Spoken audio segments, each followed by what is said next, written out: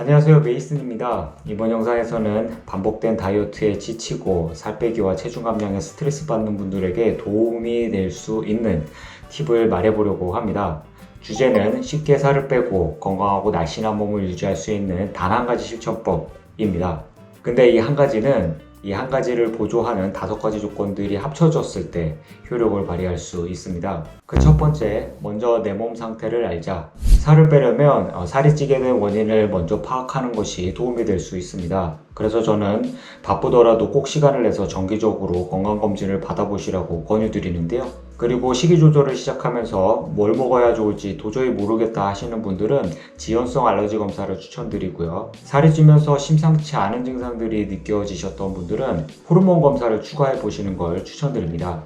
이러한 건강 지표들은 내가 살이 찌면서 건강 악화를 겪게 됐는지, 건강이 나빠지면서 살이 찌게 됐는지 원인을 찾는 데 도움을 줄 수 있고, 쉽게 살을 뺄 수 있는 식이와 운동을 아울러 바람직한 삶의 방향을 안내해 줄 겁니다. 두 번째, 다이어트의 공통 분모. 요즘 다이어트 종류도 진짜 많죠. 관련 정보들도 너무 많아서 뭐가 맞는지 혼란스럽고 오늘은 뭘 먹어야 좋을지 신경이 쓰일 수밖에 없는데요. 근데 이런 다이어트 요법들이 권장하는 식이 방법에는 공통점이 있습니다. 천연 식재료로 깨끗하게 먹는 것입니다. 풀이하자면 염증을 일으킬 수 있고 독소가 많은 나쁜 음식을 피하는 것이 좋다는 건데요. 대표적으로 지목되는 나쁜 음식에는 설탕과 액상과당, 인공감미료 등 첨가당, 밀과 옥수수 등 질이 낮은 곡물로 만들어지는 정제 탄수화물, 콩과 유채씨, 해바라기씨, 포도씨 등 용매 추출로 짜낸 식물성 기름, 맛과 모양, 보관과 가공을 위해 사용되는 식품 첨가물, 이러한 식품들이 한꺼번에 들어있는 게 가공 인스턴트 식품입니다. 원재료명을 살펴보면 쉽게 알 수 있는데요. 가공식품뿐 아니라 밖에서 사 먹는 음식들은 거의 다 들어가지 않을까 생각이 듭니다. 살다 보면 가공식품을 이용하거나 외식을 해야 할 수도 있습니다. 하지만 살을 빼고 건강 회복의 목적이 있다면 되도록 멀리하고 영양이 풍부한 천연 식재료를 위주로 알맞게 조리해서 먹는 게 좋다고 생각합니다. 세 번째, 적게 먹는 전략. 전문가들은 지나치게 많이 먹으면 살이 찌고 적게 먹으면 당연히 살이 빠진다고 조언합니다. 저도 가장 확실하게 살을 뺄 수 있는 방법은 적게 먹는 것이라고 생각하는데요. 근데 인체는 같은 양을 어떻게 먹느냐에 따라 다르게 반응한다고 합니다. 두 가지를 들 수 있는데요. 하나는 하루 섭취 칼로리를 여러 번 나눠서 먹는 식이 방법과 다른 하나는 일반적으로 16시간 공복을 유지하면서 아침은 건너뛰고 8시간 안에 2끼를 먹는 16대8 간헐적 단식이 있습니다. 이 둘의 차이는 호르몬 반응에 있다고 보는데요. 음식을 먹고 혈당이 오름에 따라 인슐린이 지휘자 역할을 하고 소화를 촉진하고 식욕을 조절하는 등 음식을 소화 흡수시키고 대사 건강을 위해선 호르몬들이 중요한 역할을 한다고 합니다. 인슐린의 수많은 역할 중 인슐린은 지방세포를 성장시키는 동시에 지방 분해를 차단하는 역할을 한다고 합니다.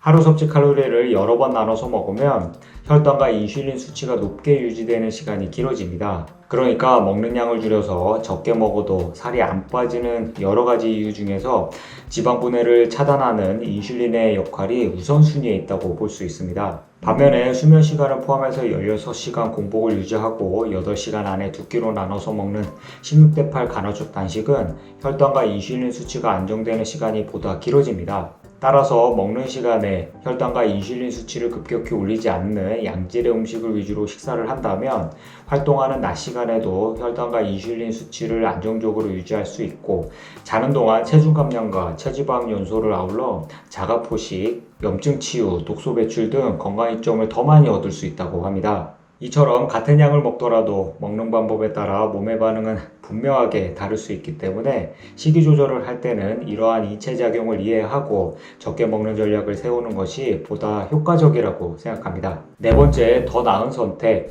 카라멜 마키아토보다 아메리카노가 나을 수 있고 프로틴바보다 견과류 한 점을 넣은 요거트 볼이 더 나은 선택일 수 있고 지금 당장 먹을 수도 있지만 조금 있다가 먹는 것이 더 나은 선택일 수도 있습니다. 한두 끼 하루 이틀 먹지 않아도 대사가 건강하다면 인체는 저장해뒀던 잉여 에너지를 꺼내 신진대사에 필요한 에너지를 적절하게 합성해서 사용할 겁니다. 3년 동안 한 달에 한 번꼴로 장기 단식을 해보면서 깨달은 점인데요. 제가 잘했다는 게 아니고요. 여러분들이 한두 끼 먹지 않는 것에 부담을 조금 덜으셨으면 해서 시도해 본 겁니다. 그러니까 먹는 때 보다 이로운 선택을 하고 선택의 여지가 없다면 조금 있다가 먹거나 대인관계가 중요한 식사 자리라면 기꺼이 맛있게 먹는 것이 장기적인 측면에서 훨씬 이롭다고 생각합니다. 이러한 선택을 남에게 맡기지 않고 나를 위해 주도적으로 결정하는 것이 바람직하다고 생각하고요. 더 나은 선택과 결정이 많아질수록 나도 모르는 사이에 대사가 건강해지면서 자연스레 군살이 빠지고 며칠 나쁘게 먹었더라도 금방 살을 뺄 수 있는 나만의 다이어트 꿀팁을 터득할 수 있을 겁니다. 다섯 번째, 타인의 삶. 다이어트에 관한 얘기를 해주는 연예인분들이나 유튜버분들의 체험 후기를 들어보면 배울 점이 정말 많습니다. 건강한 식이 조절을 위한 동기부여도 많이 되고요. 근데 똑같이 따라했는데 다이어트 효과가 없고 실망스럽다는 분들의 후기도 정말 많습니다. 저는 식단을 구성할 때 어떤 음식이 누군가에게는 맞고 나에게는 맞지 않는 제각각의 특성을 이해하시는 것이 다이어트에 있어서 많은 도움이 될 수 있다고 권유드립니다. 그러니까 나에게 맞는 음식은 따로 있다는 건데요. 다이어트 효과가 없다고 해서 식이 조절을 포기하고 이전의 나쁜 식이 습관으로 돌아가기보다 천연식 재료로 깨끗하게 먹는 것에 중점을 두고 하나둘 좋은 쪽으로 조정해 나가면서 지내보는 겁니다. 그렇게 하루 이틀 몇 주 지내다 보면 요령이 생겨서 내 입맛에도 좋고 몸에도 이로운 나만의 레시피를 찾을 수 있습니다. 그리고 식단에만 집중하기보다 저 사람은 어떻게 지내길래 금방 살을 빼고 건강하고 날씬한 몸을 유지할 수 있었을까? 나는 어떻게 지내는 게 좋을까? 하고 스스로를 돌아보고 좋은 쪽으로 개선해 나간다면 살이 찌지 않고 건강하고 날씬한 몸을 유지할 수 있는 지속 가능한 라이프 스타일이 될 수 있을 거라 생각합니다. 살을 빼고 건강하고 날씬한 몸을 유지할 수 있는 단 한 가지 실천법은 나에게 이로운 음식들로 선별해서 먹는 일과 나를 나쁘게 만드는 중독적이고 강박적인 것들을 멀리하고 지내는 단식이 다이어트라고 생각하지 않는 겁니다. 그러니까 한시적으로 이벤트에 그치는 것이 아니라 나에게 꼭 맞는 더 나은 선택과 지혜로운 결정이 끊임없이 이어지는 삶이라고 생각합니다. 그러면 더 유익한 영상으로 다시 찾아올게요. 오늘도 건강하고 날씬한 하루 되세요.